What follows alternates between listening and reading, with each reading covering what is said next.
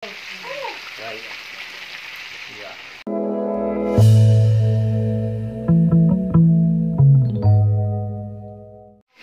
So ngayon mga tol ay nagluluto tayo ngayon. So yung niluluto natin ngayon ito ay magalang na gulay. So I'm sure hindi nyo alam kung anong magalang na gulay. Ito ay opo yan. Ito yung mga tol, opo. Ginisang opo. Ayan. Niluto muna tayo. And then siyempre ito yung pritong manok. Right. So shake muna natin. Ayan. Hanggang maluto siya.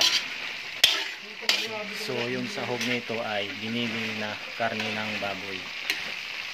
Right. Ayan. Okay. So natin.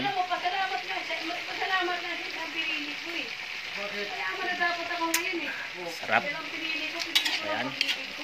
Ito na siya mga tol. So ngayon ay half cook lang yung luto nito. Right. Yeah. Let's go.